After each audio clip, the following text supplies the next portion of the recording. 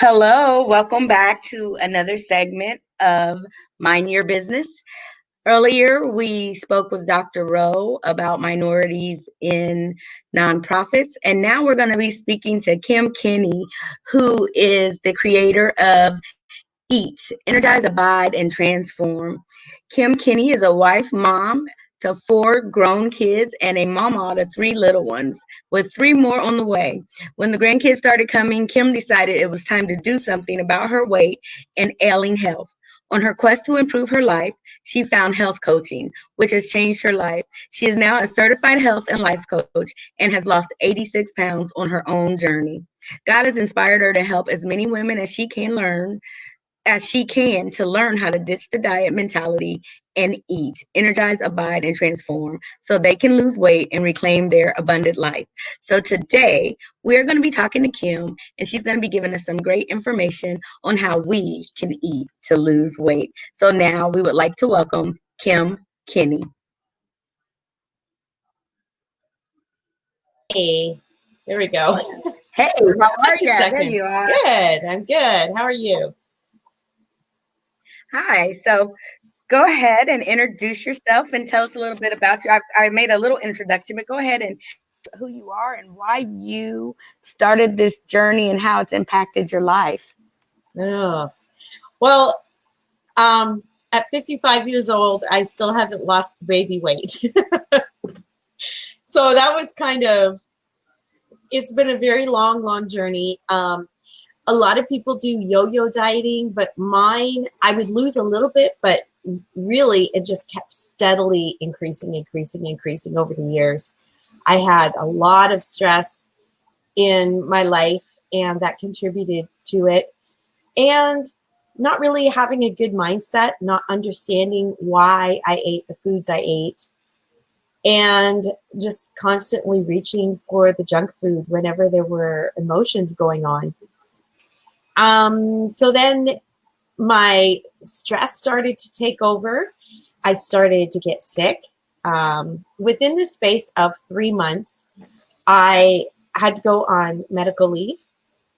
I had high blood pressure, high cholesterol, was diagnosed with type 2 diabetes, fibromyalgia, depression, anxiety, osteoarthritis, irritable bowel, fatty liver, to name a few.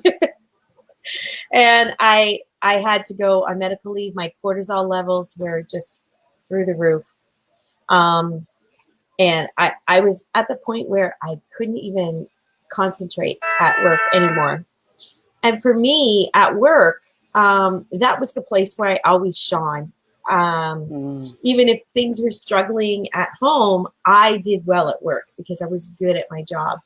So when I started to make mistakes and I was forgetting things, it was really weighing heavy on me. And I went to my counselor and my doctor, and they said, if you don't take some time off, you're going to end up in the hospital. So I went on medical leave, and you would think at that point that that would be enough motivation. All these things I was diagnosed with, you would think that would be enough motivation to lose the weight. But like I said before, I didn't have a good mindset around food, and food was my comfort. So I continued to eat until 2 years later, I was at my highest ever.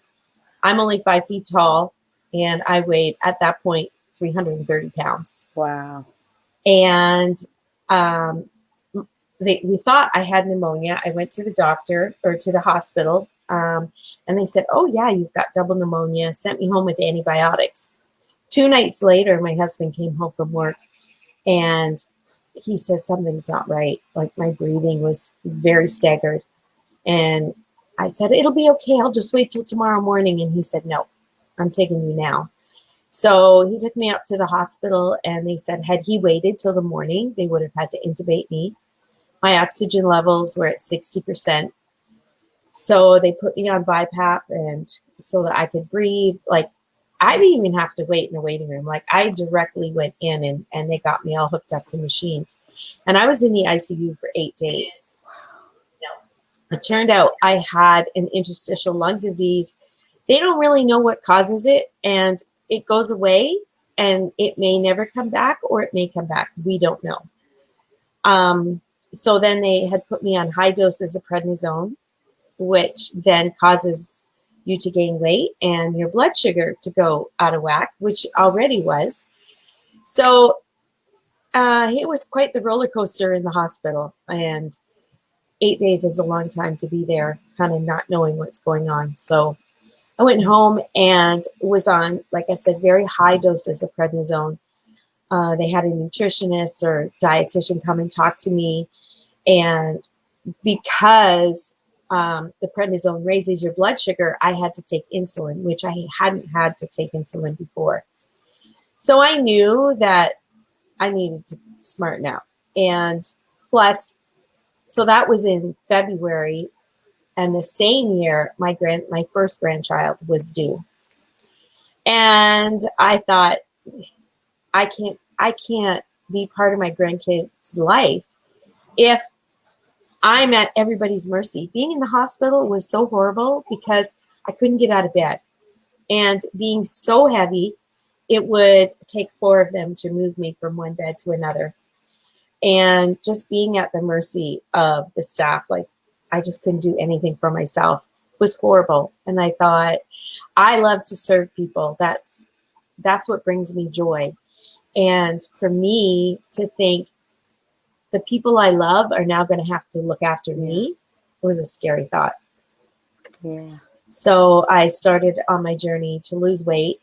When the dietitian met with me, she had me eating every 2 to 3 hours, which seemed like a lot at the time. But because I hadn't been eating well, so I would like eat a big meal and then I would go for hours before I would eat again because I was trying to lose weight. And then hours would go by and then I would so I was really, really hungry and I'd start to get shaky and irritable and moody, and I'd be trying to cook and I'd be shaking and not being well as it was.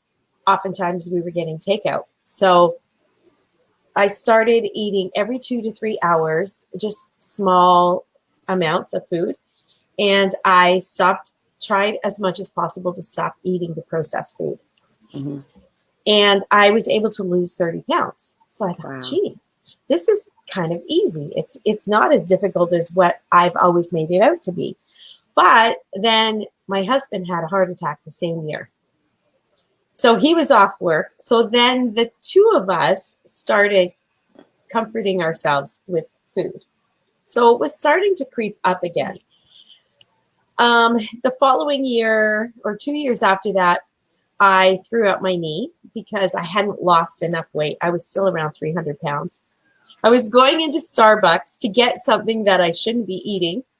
And my knee had already been bothering me to the point where I was using a cane. And if I was using a cane, you knew it was really bad because I didn't want anybody to say, oh, look at the fat girl. If she would lose weight, she wouldn't need the cane. Mm-hmm. So the fact that I was using it, you knew it was bad. So I got out of the car and I went to step on the curb and this excruciating pain. And I felt kind of a pop at the back of my knee. And there was a guy that was holding the door for me. And he could see by my face that I'd hurt myself. And he's like, oh my gosh, are you okay? And I'm trying to be proud. Yeah, I'll be fine. And I managed to get in the door and I sat down at the very first table. And the staff there could see that something wasn't right. And they already had my food in the bag. So I thought, I'll just sit here and eat this food and drink my latte, and we'll maybe the knee will be okay. I'll be able to get to the car. So I was there for about half an hour, and I knew it wasn't getting better. So I was going to try and proudly hobble to the car, and a student came and helped me, like the vision of the little old lady being helped across the street. Mm-hmm. That's what I felt like. So I drove myself to the hospital because being the servant that I am, I had to pick my husband up from work later on. And I thought, I can't get an ambulance because I got to go pick him up later. So I drove to the hospital, but knew I couldn't walk. So I just sat out in front of the emergency department until somebody came out and told me to move my car. And then I said, I can't walk. So she brought a wheelchair out and wheeled me in, and I had tore the meniscus in my knee. So I was on crutches. It's really hard when you're that heavy to boost yourself with crutches. So it was snowing outside, and I come outside, and there's a little bit of an incline, and I'm thinking, I've never used crutches before. How am I going to get? And they wheel you to the door and then said, okay, good luck. And I'm like, great. So I'm trying to like shimmy sideways down, and some people came over and said, oh my gosh, what are you doing? Let us help you. And so they helped me. They went and got a wheelchair, and they wheeled me to the car and wanted to know if I was going to be okay. So I picked up my husband, and we got home, and there was 5 steps to get upstairs, which was horrible. I'm crying and crying. And because I'm only 5 feet tall, I sat down on the steps, and I thought I'll just kind of bum my way up, but I'm too short and I couldn't get up to the next step. So I had to use the crutches to get up there. I stayed in the house for quite a few days until I was feeling a little more confident and could go back to using the cane. Now, here's a really cool thing. People that I know that have tore the meniscus in their knee, they have been disabled. They've had to use a cane or crutches for a very, very long time. So I was using the cane for a couple months, and we were at church one Sunday, and this guy that I hadn't met before came up to me, and he said, I see you using a cane. Do you mind if I ask you what for? So I told him, and he said, do you mind if I pray with you? And I'm like, okay. Now, I believe that God heals people, but I believe that God heals other people. And for some reason, didn't believe it for me. So we sit down, and he's touching my knee. My husband was with me, so it was okay. And he's praying over it, and he says, can you feel that? And I'm like, no. He says, I can feel heat. Okay. And I said, yeah, I'm not feeling anything. And he says, is the knee feeling any better? I said, no. And he looked a little confused, and he said, well, I don't know. I just feel something there. So I said, thank you. He left. We went home. And a little while later, we were watching TV, and I got up to go do something. And I thought, oh, my knee's not hurting. And by the next day, I didn't have the horrible pain. I mean, it's still sore once in a while and gives me a little bit of trouble, but it had only been a couple of months, and I wasn't using the cane anymore. I was getting around, and I said to my family, I think God healed me. And they're like, what are you talking about, Mom? Of course he healed you. Like, your knee is fine now. Of course he healed you. And it was really difficult for me to accept that.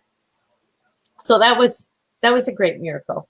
And I believe that he has led me to this point with all the things that have happened in my life.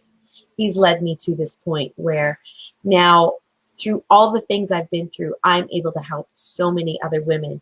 And I mean, I've had abuse in my life. I've had a bad marriage. Just so many things happen to me. But when women come to me and they say, you know, but this happened, then I can say, yeah, you know what? It happened to me too. So even though you don't wish the past on yourself, you know that God really had a purpose for it, which is brought me to now. Yes. Yeah. You know, thank you so much for sharing that story, because I know that there are so many women out there that have that same story, because in reality, we all have a story. But again, you said abuse, a bad marriage, just anxiety, these different things we all encounter at some point. Now, some of us encounter those things because we are chosen to do something with that pain. And so a friend told me one time, what happens to you happens for you so that you can help someone else. And so sometimes we are stronger vessels, and God will place us in positions that he knows that he has created us for, to be able to show someone else, because he knows that you're brave and he knows that you're strong and he knows that you will be obedient and do what he says. But sometimes he has to put us in a position to get our full undivided attention. And sometimes it's like, oh my goodness, I can't believe I have to go through all of this. But if you endure and you go through the process, when you come through it, our Sunday school lesson last week talked about God's intentions, and he's intentional, and that everything he does is for a purpose. And so when we look at that, it's like everything that's happening, it may not look like how we want it to look. It may not seem like, like we're just getting a raw deal and this is just bad. Everything's stacked against us. But once everything comes to pass, it all works out in God's time. And then we are made better for it. And so I've got so many questions for you. And I know a lot of people probably want to understand, but I had a friend one time that said that she loved food. She's like, I absolutely love food. I think I'm addicted to it. And, I had a weight problem most of my life when I was growing up. But again, you and I talked about that, but I didn't let it affect me. But I never knew that food was the actual issue, because I didn't eat a lot. I didn't love food. I wasn't somebody that just had to eat bags of potato chips or candy or donuts or anything like that. I ate dinner and that was it. And I didn't eat properly though. I like fruits and vegetables, but I ate one meal mainly a day. And so I didn't eat breakfast. I didn't eat lunch. I would eat one time and then that would be it. I drank a lot of water. I think that's what helped. But other than that, I didn't eat properly and eat a lot. And so like you said, you were eating 2 or 3 times every so many hours, which helped you to lose the weight. And so people probably think that eating less means that it's going to be more effective. But actually what you're saying is eating more. But before you answer that, I want to get an understanding of what led you to having food as your comfort. Was it the food that comforted you, or was it something else that was going on that led you to choose the food as your comfort? Or like my friend, did you just love food? Part of it was I love food, but I associated the comfort of food with love, because when I was a kid, we would go for a drive and then we'd stop and pick up some KFC and go eat in a park, or we'd go get some munchies and go eat somewhere, or we'd go to the drive-in and get a bunch of munchies. And that was just, I associated the fun times with food. Okay. And we didn't get that a whole lot as kids, because people didn't eat that junk food as much as they do now. It wasn't as easily available, and it was way more expensive then. So when I moved out on my own, then I lived across the street from a convenience store, and I thought, I can eat this food whenever I want and nobody can tell me no. So it was nothing for me to sneak across the street. Well, I wasn't sneaking because I didn't live with anybody at the time, but I would go across the street and I would bring it home and I would eat it because nobody could see. And so I think looking at it, and I've done a lot of work on this over the last year, but looking at it, I'm realizing that I equated the food with people loving me. And I did it to my kids. When their dad would be working late or was out, then I'd say, oh, let's have a munchie night. And we'd sit and we'd have ice cream and chips and candy and junk food. And my daughters and I would get in the car and we'd think, okay, I have 4 kids, 2 boys, 2 girls. So the girls were the youngest. And we'd go, okay, it's just us girls. What are we going to eat? And it just became a habit. And it became a habit that when something was bothering me, I automatically reached for the chips. And I would find that I would finish the whole bag and I wouldn't even have remembered eating most of it. So I think as time went on, then it just was something I had conditioned myself to. Mhm. And there really wasn't any comfort to it. Yeah. And like you said, it becomes a habit and now Yeah. you're used to it. And it's easy to start a habit because before you know, it's taken over, but it's Mhm. hard to break that habit. And so now just explain to us how eating more when food is your comforter and it helps you to feel comforted, and now you're at a position to where you need to eat more of food that no longer comforts you. How did that work? Well, yeah. So when you start eating whole foods, so whole foods being something that at one point was either breathing or growing, and following like the USD food guide or the Canada's food guide, um, you have a foods list. If you start eating from those food groups, then what you find is you start craving, or you don't crave those other foods as much, because when you starve yourself, then your body, it's like an addict. When you've gone so long without that drug, you'll do anything to get that drug. And it's the same thing when we've gone too long without food, then our body says, okay, you need food and you need it now. And so you're going to crave whatever is going to bring your blood sugar levels back up, and whatever's going to bring it up very quickly. Yeah. And so that's what happens. We Yeah. go hungry for too long, and if you don't eat regularly, your body kind of goes into a starvation mode. So your body knows, okay, I don't know how long it's going to be before she feeds me again. So let's take this food and put it into fat stores, just in case we go starving again. And so your body is conditioned to constantly putting that food into fat stores to save it just in case. So it takes a while for your body to get used to be able to trust you. Mm-hmm. So that's part of eating more regularly, more frequently, but eating the healthy foods. Then your body begins to trust you, your hormones start to balance out. And once your hormones balance out, then you're not craving all that junk food like you were before. Yeah. And I hear it all the time. Yeah. You know, it's great that you said that the food is an addiction like a drug. And a lot of times people don't look at that as an addiction, and it is.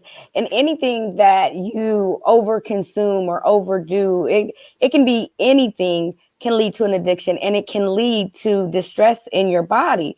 And so I want to talk about, you know, the effect that this addiction put on your body, because we don't understand that when we distress our body, that's what causes the disease.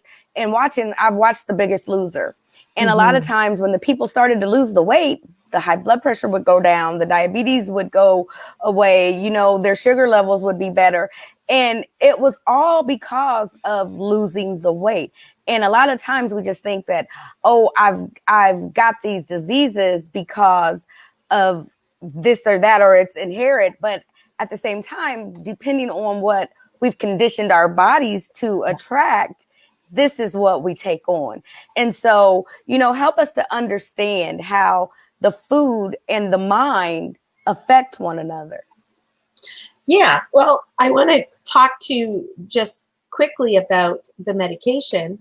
Okay. Because over the last year, I've been able to wean off all the meds that I was on because I'm eating healthy. And the food is meant to give our bodies nutrition. It's meant to fuel us. So when you're choosing better foods, then it's like putting the high premium gas or the junky gas that maybe has a little bit of water in it. If you have the junky gas with water in it, your car's not going to run. So if you put the good gas in, your car's going to run. And it's the same for us. When we start feeding ourselves all that good, healthy food, our body runs better. And then it's able to heal itself. Sugar is so bad. And sugar's in all the processed food. It is horrible. And I'm not saying that I never eat sugar. I still enjoy it once in a while, but it's not in my everyday diet like it used to be. So you said about the mindset and the food. Yeah. Yeah. When you start, first thing I do with my clients is I get them to find out the reason why they want to lose weight. And oftentimes it's something like, oh, I just want to feel good in my clothes. Or, it's just kind of a superficial why. But that's not enough to keep you motivated. Mm-hmm. So I encourage them to keep digging deeper and deeper and keep asking themselves, okay, but why is that important? And then why is that important? And drill down and down until they get their motivating factor. And then when you have that goal in place, which is a strong reason, like for me, was my grandkids. I had babies on the way. I wanted to be able to play with them and to look after them, and I knew I couldn't. So once you have a really good goal, then you're able to have something that you're focused on. And then when you reach for the foods that you know you shouldn't have, doing some journaling is so powerful. Just to sit down and say, okay, what feelings am I having? What is triggered? First off, what has triggered me to want to eat? Let's say it's ice cream. What's triggered me to want this ice cream? And then you think about what's going on in your mind. What are you thinking about? What emotions are you feeling? Write that down. And then, is this food that I'm going to eat, is it going to get me closer to my goal or farther from my goal? And is it going to satisfy whatever need it is that my body or my mind wants? And when you really think about it, I'm sad, so I'm going to eat a tub of Ben and Jerry's. But when you're done that Ben and Jerry's, you're still sad.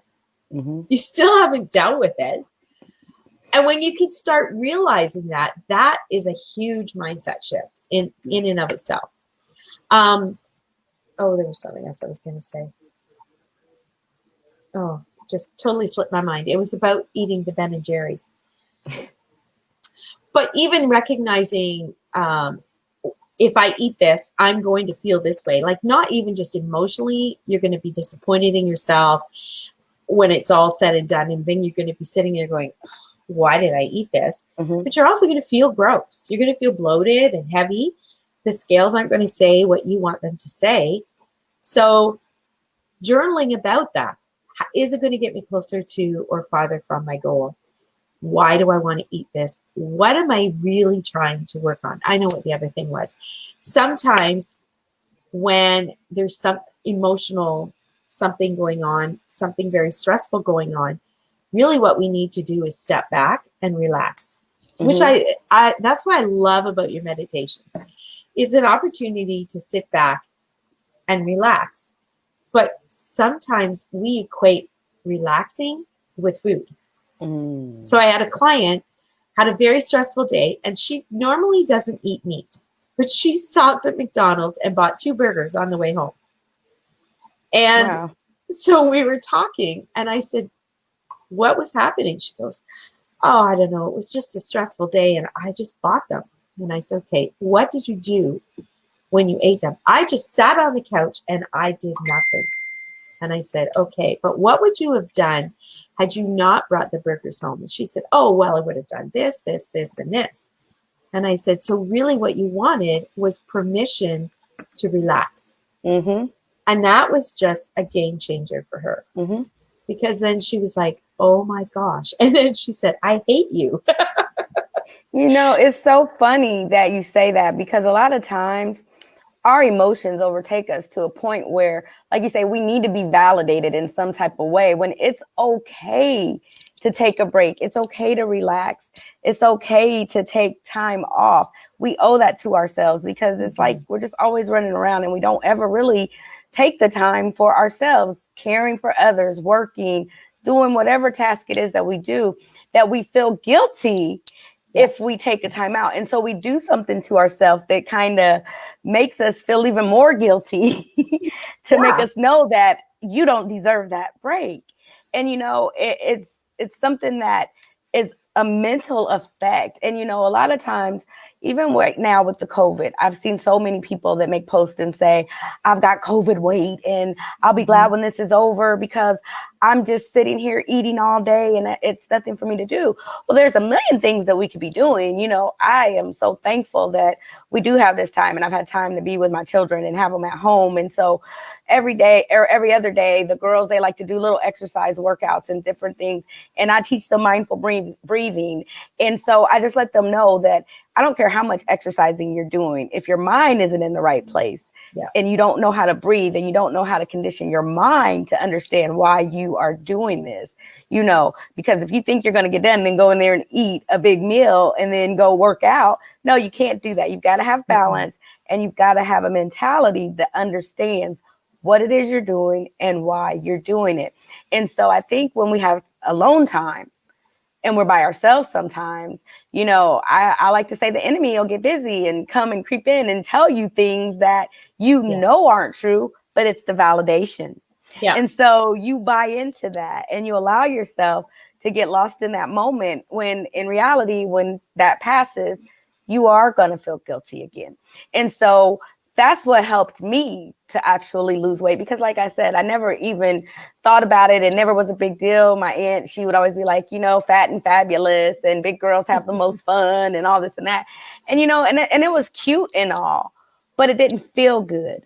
And the day I realized it is when me and my daughter went to the mall and I couldn't breathe. And I've always been pretty athletic. I can run and I can play games and sports and I can keep going, but I had no momentum.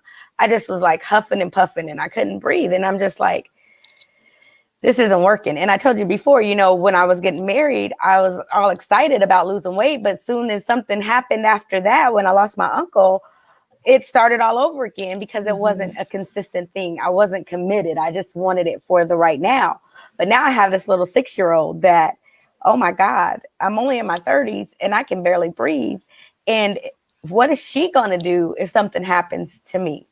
And, you know, I've never had high blood pressure or sugar or, you know, diabetes or anything like that. Thank God. But I was at the verge that I'm obese. I'm 5'3". And I am obese. And so if I don't do something now, but what is it? It doesn't matter. I've tried diets. I've tried this. I've tried that. But the only thing that helped put it all in place was getting my mind in order.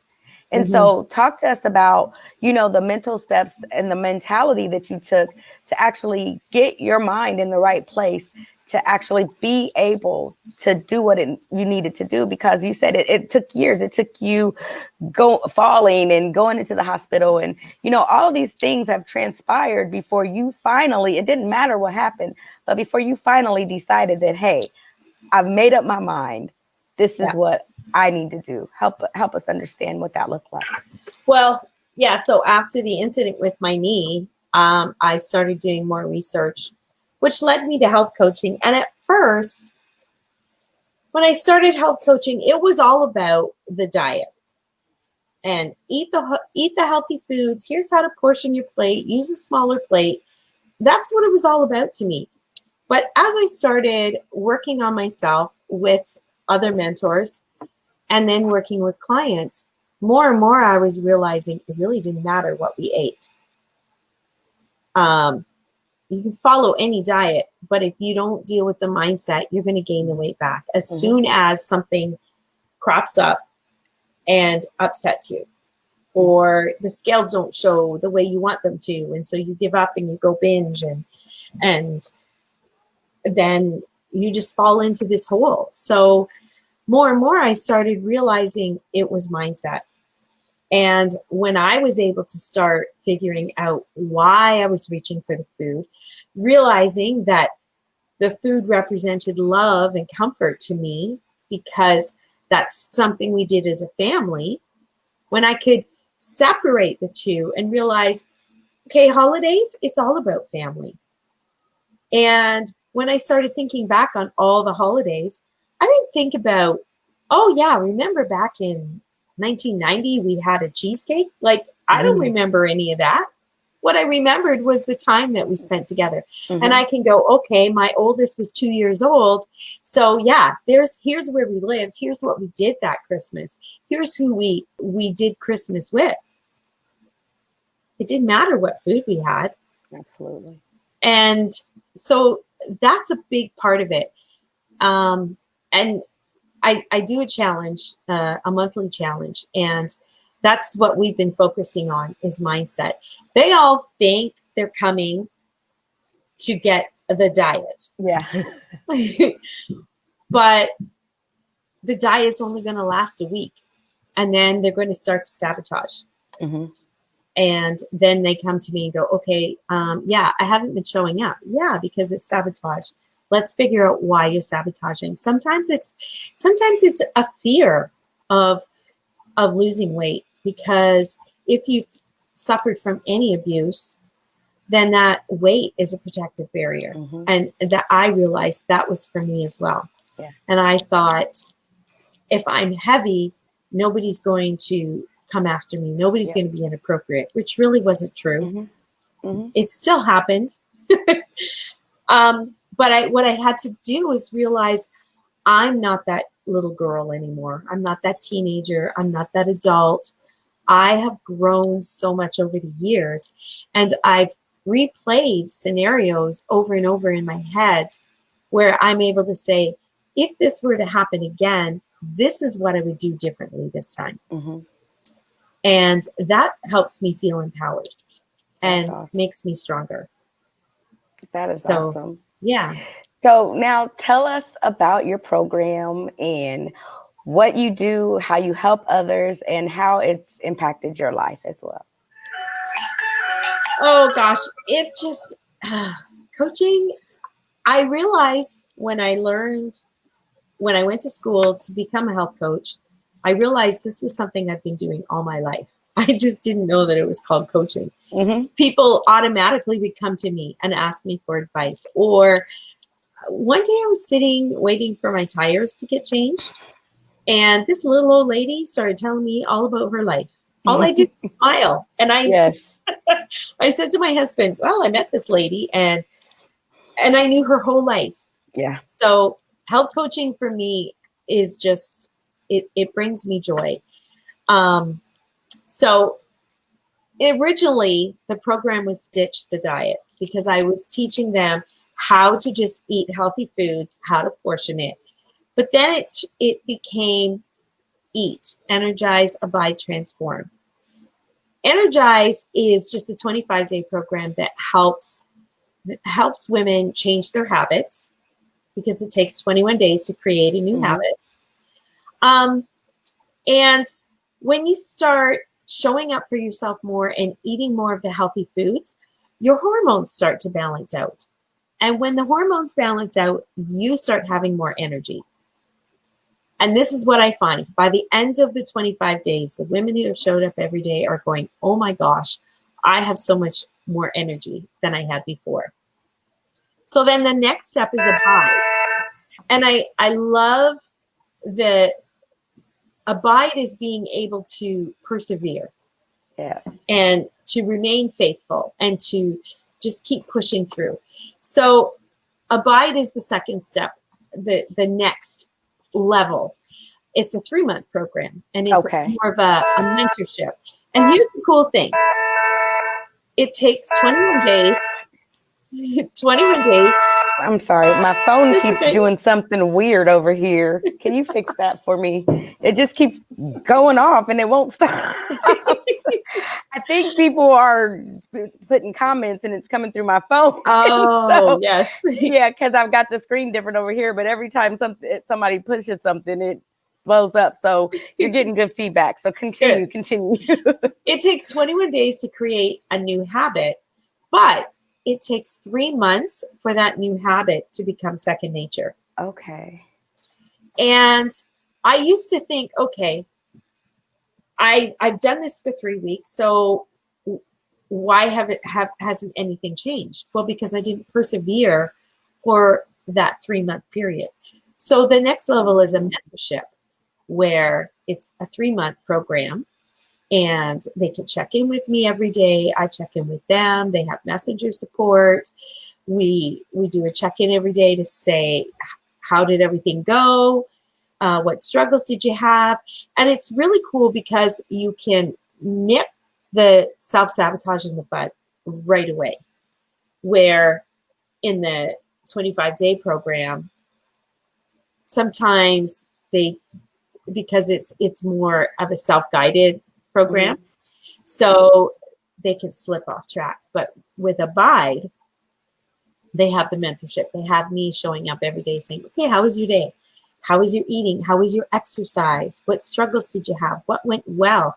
And that's something that's really important to keep in mind.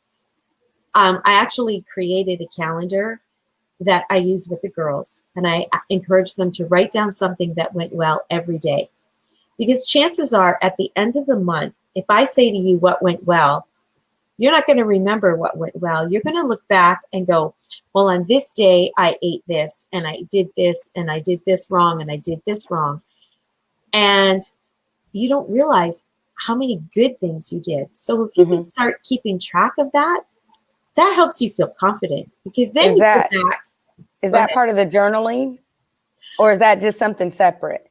Well, the journaling, I do the journal prompts in the 25-day program, and also they have the journal in the Abide as well. But the calendar is something separate. They can do it in their journal, or they can do it just on the calendar. I like the calendar because it's all one, like all the squares. It's the whole month. And if you just write one thing at the end of the month, you're going to look at the calendar and see that visual of, holy cow, I did 30 good things this month. And that's empowering, way more than looking back and thinking of all the bad things you did. Yeah, and it's sort of like a positive affirmation, a reaffirming of what you did that day. And like you said, when you look back over it and go, because a lot of times when we write stuff down, we don't even realize what we wrote until we go back and look at it. And then it's like, wow, I did that. And so that's amazing how you help to transform not just the weight loss, but the mindset. And so, you know, I commend you for that because it's hard and it takes a lot. And especially when you do it on your own. But we know with God, all things are possible. And he was your guiding and leading force to bring you to where you are now. And so, you know, what would you tell women that are in a place and they don't know where to start? What can they do right now, you know, to make a change? The very first thing, even though it's not all about the food, the very first tangible thing that you can do is start eating from a smaller plate. Okay. Our dinner plates are huge now. And then, so if you get a set of dishes, okay, that small plate, that used to be a saucer. Like when I was a kid and we got a set of dishes, the small plate was just like a saucer, like one that you put your coffee cup on. And then the luncheon plate and then the dinner plate. Yeah. Well, now there is no saucer. You just got this big plate and then a bigger one and then a bigger one. And so typically we eat off the dinner plate, which is way too much food. So eat off the luncheon plate and you're automatically going to eat less. And only have one helping. Get into the habit of saying no, thank you. And then so many times women say, well, I got to get groceries first. I got to get all the right food. I got to go buy the fruits and vegetables. No, you don't. Start with what you have, whatever you can do. If you can't afford this week to go buy all the fruits and vegetables, then don't. Eat less of what you have at home. Yeah. I'm glad you said that because a lot of times people go, it's too expensive to eat healthy. It's too expensive to buy the good stuff. And that's why I can't lose weight because I can't afford it. So what you said was good. Start where you are and eat less, but eat more. Yes. Yeah. If you're going to eat more of that healthy foods. Now, like I said, when I first started out, I was eating every 2 to 3 hours. Because my body needed to be able to trust me again. My hormones needed to balance out. My sugars needed to balance out. But now I eat 3 times a day. I don't need the snacks because I'm just burning the food properly. It's going through properly. I'm absorbing the nutrition, which is something, if you're in a stressed out state, your body cannot digest because you're either in the fight or flight, freeze mode, or digestion mode. So if you're stressed out and you sit down to eat, let's say you're arguing with your kids and you're sitting at the table and you're like, and you're eating, your body is shutting down as far as digestion goes. So automatically that food's going to fat stores. So use a smaller plate, start where you're at, and do some deep breathing before you eat to fool your body into being relaxed. Okay. And then take smaller bites, chew your food. Your saliva has digestive enzymes, which is meant to break down your food. So if you allow the saliva to do the work, then when your food gets down into your stomach, now your stomach can absorb the nutrients instead of trying to digest that big ball of food that you've just eaten. Think of a blender. If you put a huge piece of fruit in the blender, it takes a long time for it to blend. But if you cut it up into chunks, it's done in no time. And that's the same as our body.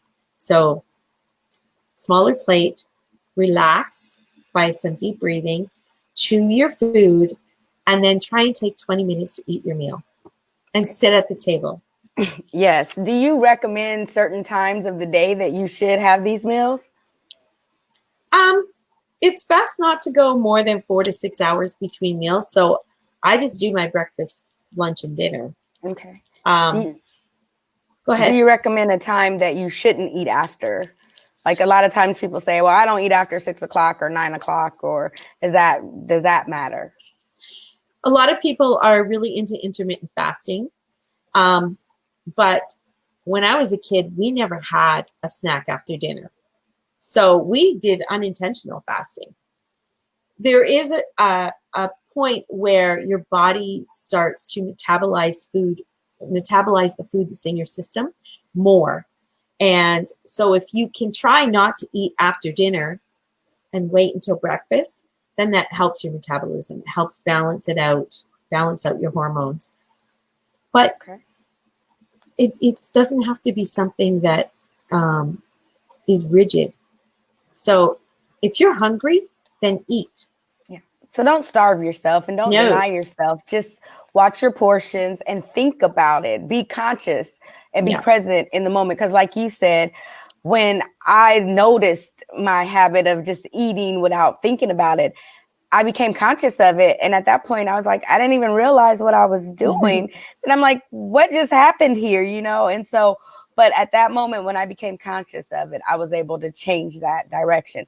But sometimes we don't know. And so it's so great to have a support system, to have someone that can be there and coach you through it. And like you say, call and say, hey, I just want to give you a boost and uplift you. That means a lot, because sometimes we need accountability partners, and it's hard sometimes to do it by yourself. And it makes me think of God in the beginning when he said, it made him sad to see Adam by himself. And so he created a woman to give him a helpmate.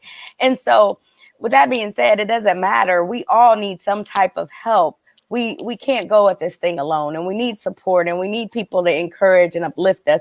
And I think if we had more of that, we would be better. We'd be more healthy. We'd have more healthy thoughts, because we wouldn't be thinking about the negative things and thinking about the stress that's going on in everyday life, because you've got somebody that's smiling, telling you how great you are. And not that you need to have your ego stroke, not in that aspect, but someone that is just genuinely loving, caring, saying, hey, you're my friend, and I want the best for you, and I'm going to hold your hand until you can walk alone, And so thank you for being that support system and for taking your life and using that to help others, because sometimes we will be ashamed, or we will hide, and we will deny the gifts that God has given us.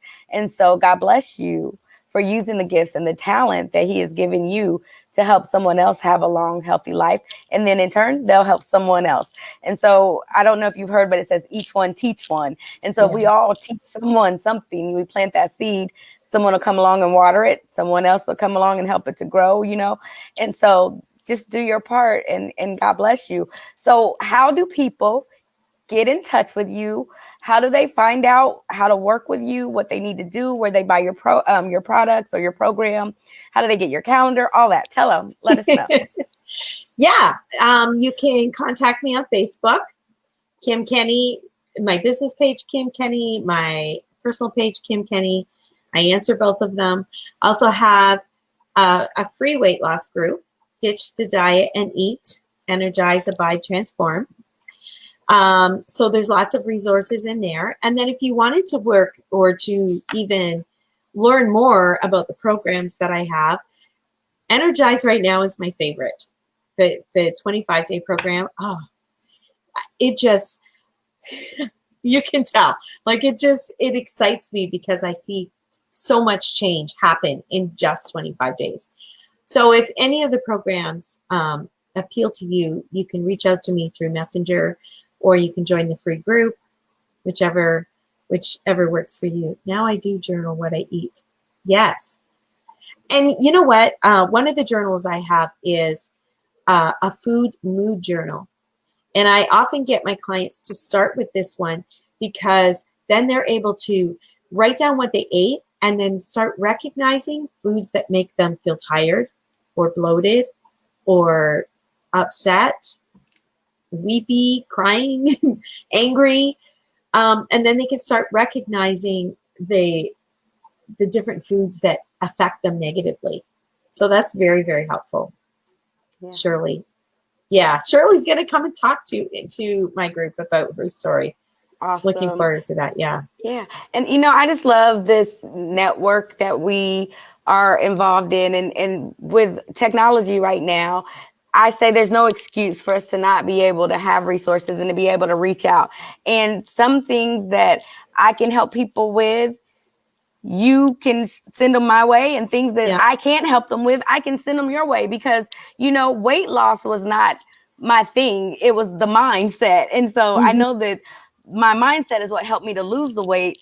But as far as teaching someone how to lose weight through their mindset, I can help them to get their mindset in the right place, and then you can help them to do the rest of it. But I mean, there's so many different moving parts to our lives, and anything that we can do to make ourselves better, we should try to do that. And so I'm so thankful that we're able to have different platforms that we can come and we can celebrate one another, and we can talk about the things that we've went through and the things that we've overcome and how we can help others to do the same. So thank you for having a servant's heart. Thank you for being willing to tell your story. And again, your testimony is what heals you. And, God does heal, and we have to believe. And sometimes we may not believe, but somebody else believing enough for you, that can make all the difference in the world. And so now you're that person that can do what someone did for you, for them, what they did for you. And so we just thank you and appreciate your time that you've taken out today to be on here, to let others know that whatever they're going through, whatever challenges they're having, it doesn't have to stay that way. And they don't have to do it alone. Not at all. So thank you. We know that Kim's out there. Kim Kenny, you guys, she's out there. She wants to help you to energize, abide, and transform. And so energize, abide, and transform, so you can eat to lose weight. Don't starve yourself. Don't eat because it comforts you, because eventually it's going to turn into something that's non-comforting, and then it might lead to something else. But know that there's always someone out there that can lead you in the right direction. And if that person isn't the one that can help you, they may be able to just point you in the way you should go. So thank you all again for joining today. Later on, we will have another segment with author Marwin Strong. So we ask you to come back and join us for that later. If you need to get a hold of Kim, you can also get to her on my website. There's a link there, and you can click on that link and it'll take you straight to her. And she's got so much good information. She's got some great groups that you can be involved in. And the ladies are very loving and encouraging and uplifting. I've not seen anybody say anything negative at all. So it's a no negativity zone. So thank you. Continue to keep encouraging. And again, everybody out there, no matter what you're going through, always remember, you were created with a purpose. Have a blessed day. Thank you. Thank you. Don't leave me.